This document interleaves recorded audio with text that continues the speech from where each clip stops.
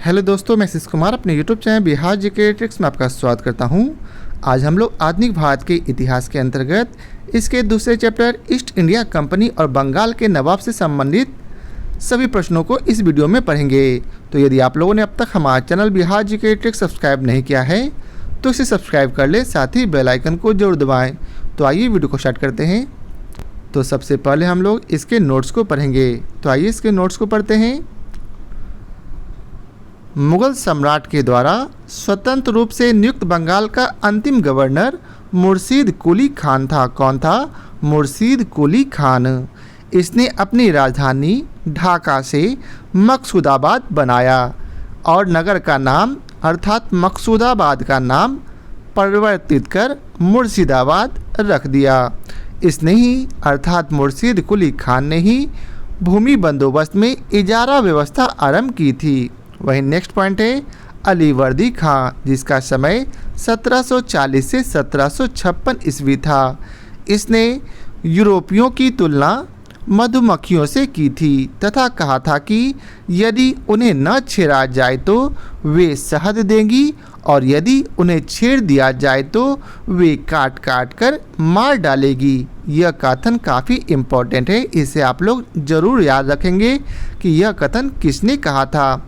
आगे है इसकी मृत्यु के पश्चात उसका दौहित्र सिराजुद्दौला उत्तराधिकारी बना था। नेक्स्ट पॉइंट है ब्लैक हॉल की कथित घटना 20 जून 1756 को सिराजुद्दौला के समय में हुई थी। किसके समय में? सिराजुद्दौला के समय में 20 जून 1756 को। नेक्स्ट पॉइंट है जेड हॉलवेल, जो शेष जीवित रहने वालों में से एक था, के अनुसार 18 फीट लंबे तथा 14 फीट 10 इंच चौड़े कक्ष में 146 अंग्रेज बंदी बंद कर दिए गए थे और अगले दिन उनमें से केवल 23 व्यक्ति ही बच पाए थे। इसी घटना को ब्लैक होल के नाम से प्रसिद्धि मिली थी। आगे है समकालीन मुस्लिम इतिहासकार गुलाम हुसैन ने अपनी पुस्तक सियार उल मुतखैरिन में इसका कोई उल्लेख अर्थात ब्लैक होल का कोई उल्लेख नहीं किया है। नेक्स्ट पॉइंट है भारतवर्ष में ब्रिटिश साम्राज्य का संस्थापक लॉर्ड रॉबर्ट क्लाइव को माना जाता है, जिसने पलासी के युद्ध में अर्थात जो कि 23 जून 1757 को लड़ा गया में बंगाल के नवाब सिराजुद्दौला को हराया था और पहली बार भारत में ब्रिटिश प्रभुत्व की नींव रखी थी। किसने? तो रॉबर्ट क्लाइव ने। नेक्स्ट है पलासी का युद्ध मैदान पश्चिम बंगाल राज्य के नदिया जिले में भागीरथी नदी के किनारे स्थित है। आगे है क्लाइव भारत में बंगाल के गवर्नर के पद पर 1757 से 60 ईस्वी तथा 1765 से 1767 ईस्वी तक रहा था। इस समय के दौरान इसने अवध के नवाब शुजाउद्दौला के साथ इलाहाबाद की संधि की थी। वहीं आगे है अंग्रेज सैनिक का एक श्वेत विद्रोह उसके समय में हुआ था। किसके समय? तो रॉबर्ट क्लाइव के समय में। क्लाइव के द्वारा ही बंगाल में सफलतापूर्वक एक लुटेरा राज की स्थापना की गई थी। क्लाइव एक सैनिक के रूप में जननेता था अर्थात लोगों का नेता। आगे है विलियम पिट का यह कथन है कि वह अर्थात क्लाइव के बारे में बोला जा रहा कि विलियम पिट ने क्लाइव के बारे में कहा था कि वह स्वर्ग से उत्पन्न सेना नायक था। नेक्स्ट पॉइंट है अलीवर्दी खां के उत्तराधिकारी नवाबों में मीर कासिम सबसे योग्य था। पूर्णिया तथा रंगपुर के फौजदार के रूप में वह अपनी योग्यता पहले ही दर्शा चुका था। वह अपनी राजधानी अर्थात मीर कासिम ने अपनी राजधानी मुर्शिदाबाद से मुंगेर ले गया था। संभवतः वह मुर्शिदाबाद के षड्यंत्रमय वातावरण तथा कलकत्ता से दूर रहना चाहता था ताकि अंग्रेजों का हस्तक्षेप अधिक न हो सके। वहीं आगे है मीर कासिम ने सेना का गठन यूरोपीय पद्धति पर करने का निश्चय किया था। आगे है, इसके द्वारा मुंगेर में तोपें तथा तोड़ेदार बंदूकें बनाने की व्यवस्था की गई थी। किसके द्वारा? तो मीर कासिम के द्वारा। इसके अतिरिक्त मीर कासिम राज्य की आर्थिक स्थिति को भी सुधारने के लिए प्रयत्नशील रहा था। जिन अधिकारियों ने गबन किया था उन पर बड़े बड़े जुर्माने लगाए गए, कुछ नए कर भी उनसे लगाए गए। 22 अक्टूबर 1764 को अंग्रेज़ों ने मीर कासिम, अवध के नवाब शुजाउद्दौला तथा दिल्ली के मुग़ल सम्राट शाह आलम द्वितीय की सम्मिलित सेना को बक्सर के युद्ध में हराया था। इस युद्ध में अंग्रेज़ों की कमान मेजर हेक्टर मुनरो के हाथ में थी। इस युद्ध के समय बेंसी टॉट बंगाल का गवर्नर था। इस युद्ध के परिणाम के फलस्वरूप प्लासी के निर्णयों पर मुहर लगा दिया गया। भारत में अब अंग्रेज़ों को चुनौती देने वाला कोई दूसरा नहीं था। नेक्स्ट है, इलाहाबाद तक का प्रदेश अंग्रेज़ों के अधिकार में आ गया था तथा दिल्ली विजय का मार्ग उनके लिए खुल चुका था। बक्सर का युद्ध भारतीय इतिहास में निर्णायक सिद्ध हुआ था। तो यह प्रश्न काफ़ी इम्पोर्टेंट है, बार बार पूछा जाता कि कौन सा युद्ध अंग्रेज़ों के लिए काफ़ी निर्णायक सिद्ध हुआ। तो याद रखेंगे बक्सर का युद्ध। बक्सर के युद्ध के समय बंगाल का नवाब मीर जाफ़र तथा दिल्ली का शासक शाह आलम द्वितीय था। इलाहाबाद की दूसरी संधि जो कि 16 अगस्त 1765 को हुई थी, इसके अनुसार शाह आलम को अंग्रेजी संरक्षण में ले लिया गया तथा उसे इलाहाबाद में रखा गया। इलाहाबाद तथा करा के जो क्षेत्र नवाब ने छोड़ दिए थे शाह आलम को मिल गए। वहीं 12 अगस्त 1765 को भी एक संधि हुई जिसके अनुसार मुग़ल बादशाह शाह आलम द्वितीय ने कंपनी को बंगाल, बिहार तथा उड़ीसा की दीवानी अर्थात टैक्स लेने का अधिकार दे दिया था। इस समय Robert Clive east India company का बंगाल का गवर्नर था। इसी समय बंगाल में द्वैध शासन की शुरुआत हुई थी। कंपनी ने दीवानी कार्य के लिए 2 उप दीवान, बंगाल के लिए मोहम्मद रजा खां और बिहार के लिए राजा सिताब राय की नियुक्ति की थी। वहीं अगला है, शाह आलम द्वितीय का संपूर्ण जीवन अर्थात पूरा जीवन आपदाओं से ग्रस्त रहा तथा उसे अंधा कर दिया गया था। शाह आलम द्वितीय के समय में 1803 ईस्वी में दिल्ली पर अंग्रेज़ों का अधिकार हो गया। शाह आलम द्वितीय तथा उसके 2 उत्तराधिकारी अकबर द्वितीय और बहादुर शाह द्वितीय ईस्ट इंडिया कंपनी के पेंशन भोगी मात्र बनकर रहे थे। नेक्स्ट पॉइंट है, 1765 ईस्वी में अंग्रेज़ों के द्वारा सिलहट की दीवानी प्राप्त की गई तथा बर्मा युद्ध के बाद अस्काट द्वारा सिलहट को जयंतिया तथा गारो पहाड़ी क्षेत्रों से जोड़ने के लिए सड़कों का निर्माण किए जाने लगा, जिसके विरोध स्वरूप इस पहाड़ियों पर रहने वाले खासी जनजातियों के लोगों ने अपने नेता तीरथ सिंह के नेतृत्व में विद्रोह कर दिया था। तो एक प्रश्न यह भी आता कि अंग्रेज़ सबसे पहले किस जनजाति से मिले थे? तो अंग्रेज़ सबसे पहले खासी जनजाति से मिले थे। आगे है, के.एम. पनिक्कर ने कहा है कि 1765 से 1772 ईस्वी तक कंपनी ने बंगाल में डाकुओं का राज स्थापित कर दिया था। अब आइए चलते हैं इसके हम लोग प्रश्न कोश को देखते हैं, जिसका पहला प्रश्न है, निम्नलिखित में से कौन एक मुग़ल सम्राट द्वारा नियुक्त बंगाल का अंतिम गवर्नर था? तो कौन था? तो अभी हम लोगों ने पढ़ा शुजाउद्दीन मोहम्मद खां अर्थात मुर्शीद कुली खां, जिसका पूरा नाम ये है। मुग़ल सम्राट फर्रुखसियर द्वारा 1717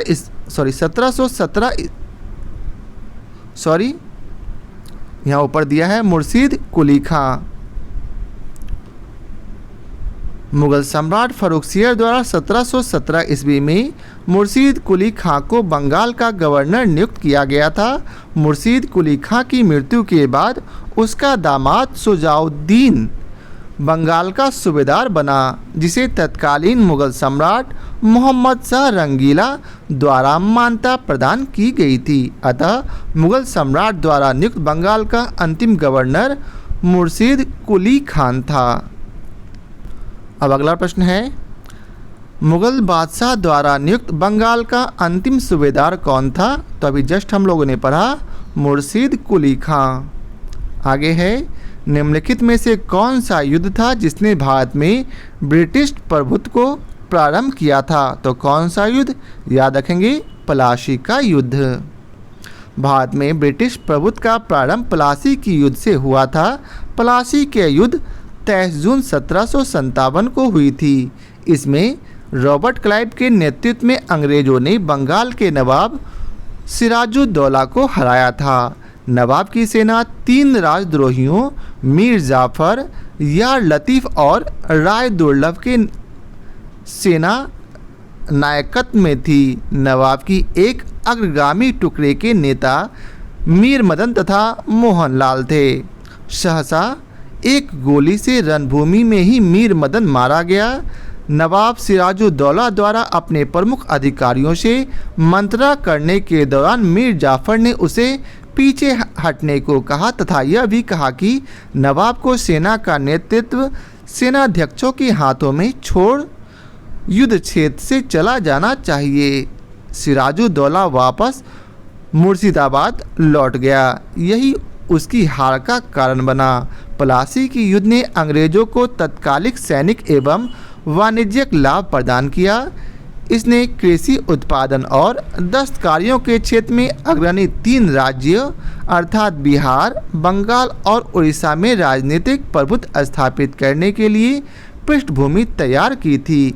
इस युद्ध ने अर्थात प्लासी के युद्ध ने वस्तुतः भारत में ब्रिटिश साम्राज्य की नींव डाली तथा इसे भारत में ब्रिटिश ईस्ट इंडिया कंपनी की पहली निर्णायक सफलता माना जाता है। जबकि सर्वाधिक निर्णायक युद्ध बक्सर का युद्ध, जो कि 1764 ईस्वी को लड़ा गया था, जिसने भारत में वास्तविक रूप से ब्रिटिश प्रभुसत्ता स्थापित की थी।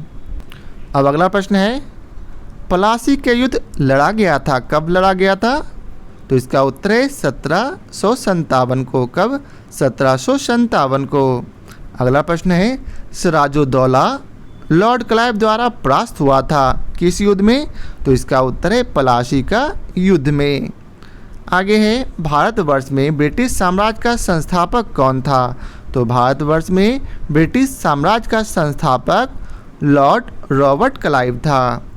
भारतवर्ष में ब्रिटिश साम्राज्य का संस्थापक लॉर्ड रॉबर्ट क्लाइव को माना जाता है, जिसने प्लासी के युद्ध में बंगाल के नवाब सिराजुद्दौला को हराकर पहली बार भारत में ब्रिटिश प्रभुत्व की नींव रखी थी। आगे है, निम्नलिखित में से किसे स्वर्ग से उत्पन्न सेनानायक कहा गया? तो इसका उत्तर है रॉबर्ट क्लाइव को। क्लाइव एक सैनिक के रूप में जन नेता था। विलियम पिट का यह कथन था कि अर्थात यह कहना था कि वह स्वर्ग से उत्पन्न सेना नायक था। आगे है, प्लासी का युद्ध मैदान कहाँ है? तो प्लासी का युद्ध मैदान पश्चिम बंगाल में है। प्लासी का युद्ध मैदान पश्चिम बंगाल राज्य के नदिया जिले में भागीरथी नदी के किनारे स्थित है। अब अगला प्रश्न है, निम्न में से किसने अपनी राजधानी मुर्शिदाबाद से मुंगेर स्थानांतरित की थी? तो किसने? मीर कासिम ने। मीर कासिम अपनी राजधानी मुर्शिदाबाद से मुंगेर ले गया। संभवतः वह मुर्शिदाबाद के षड्यंत्रमय वातावरण तथा कलकत्ता से दूर रहना चाहता था, ताकि अंग्रेजों का हस्तक्षेप अधिक न हो सके। अगला प्रश्न है, सबसे अधिक निर्णायक युद्ध जिसने अंग्रेजों के भारत में प्रभुत्व को स्थापित किया था, तो कौन था? तो याद रखेंगे, बक्सर का युद्ध। 22 अक्टूबर 1764 को अंग्रेजों ने मीर कासिम, अवध के नवाब सिराजुद्दौला तथा दिल्ली के मुगल सम्राट शाह आलम द्वितीय की सम्मिलित अर्थात तीनों मिलकर बक्सर का युद्ध में लड़े थे। इस युद्ध में अंग्रेजों के कमान मेजर हेक्टर मुनरो के हाथ में थी। इस युद्ध के परिणाम ने प्लासी के निर्णयों पर मुहर लगा दी। भारत में अब अंग्रेजों को चुनौती देने वाला दूसरा कोई नहीं था। इलाहाबाद तक का प्रदेश अंग्रेजों के अधिकार में आ गया था तथा दिल्ली विजय का मार्ग खुल चुका था। बक्सर का युद्ध भारतीय इतिहास में निर्णायक युद्ध सिद्ध हुआ। P.E. रॉबर्ट ने बक्सर के युद्ध के बारे में कहा है कि प्लासी की अपेक्षा बक्सर को भारत में अंग्रेजी प्रभुता की जन्मभूमि मानना कहीं अधिक उपयुक्त है। यदि बक्सर के युद्ध के परिणाम को देखा जाए तो कहा जा सकता है कि जहां प्लासी की विजय अंग्रेजों की कूटनीति का परिणाम थी, वहीं बक्सर की विजय को इतिहासकारों ने पूर्णतः सैनिक विजय बताया। प्लासी के युद्ध ने अंग्रेजों की प्रभुत्ता बंगाल में स्थापित की, परंतु बक्सर के युद्ध ने कंपनी को एक अलिखित भारतीय शक्ति का रूप दे दिया था। अब आगे है, अंग्रेजी ईस्ट इंडिया कंपनी द्वारा लड़े गए निम्नलिखित युद्धों में से कौन सा सर्वाधिक निर्णायक था? तो अभी जस्ट हम लोगों ने पढ़ा बक्सर की लड़ाई। अब अगला प्रश्न है, निम्नलिखित में से कौन सा युद्ध भारत में अंग्रेजों के आधिपत्य की स्थापना की दृष्टि से सबसे महत्वपूर्ण समझा जाता है? तो इसका उत्तर है बक्सर का युद्ध। बक्सर के युद्ध के समय दिल्ली का शासक कौन था? तो याद रखेंगे, बक्सर के युद्ध के समय दिल्ली का शासक शाह आलम द्वितीय था। आगे है, बक्सर की लड़ाई के समय बंगाल का नवाब कौन था? तो बक्सर की लड़ाई के समय बंगाल का नवाब मीर जाफर था। आगे है, निम्नलिखित में से जिस एक शासक ने ईस्ट इंडिया कंपनी को दीवानी प्रदान की थी वह था? तो इसका उत्तर है शाह आलम द्वितीय। इलाहाबाद की दूसरी संधि जो कि 16 अगस्त 1765 को हुई थी, इसके अनुसार शाह आलम को अंग्रेजी संरक्षण में ले लिया गया तथा उसे इलाहाबाद में रखा गया। इलाहाबाद तथा करा के जो क्षेत्र नवाब ने छोड़ दिए थे, शाह आलम को मिले। 12 अगस्त 1765 के अपने फरमान द्वारा मुगल बादशाह शाह आलम द्वितीय ने कंपनी को बंगाल, बिहार तथा उड़ीसा की दीवानी अस्थायी रूप से दे दी थी। इस समय Robert Clive east India company का बंगाल का गवर्नर था। शाह आलम द्वितीय का संपूर्ण जीवन अर्थात पूरा जीवन आपदाओं से ग्रस्त रहा। उसे 1788 ईस्वी में अंधा कर दिया गया।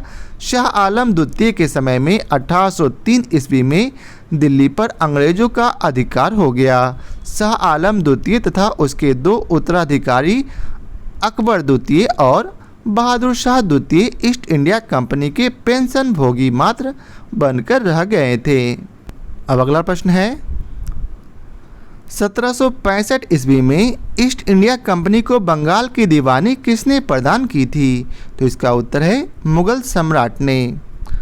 आगे है, किस गवर्नर के कार्यकाल में ईस्ट इंडिया कंपनी को शहंशाह शाह आलम द्वारा बंगाल, बिहार तथा उड़ीसा में दीवानी अधिकार दिए गए? तो इसका उत्तर है लॉर्ड क्लाइव। अगला प्रश्न है, सम्राट शाह आलम द्वितीय ने ईस्ट इंडिया कंपनी को बंगाल, बिहार तथा उड़ीसा की दीवानी प्रदान की थी। कब प्रदान की थी? याद रखेंगे 12 अगस्त 1765 को। अगला प्रश्न है, इलाहाबाद की संधि के बाद रॉबर्ट क्लाइव ने मुर्शिदाबाद का उप दीवान किसे बनाया? तो इसका उत्तर है मोहम्मद रजा खान को।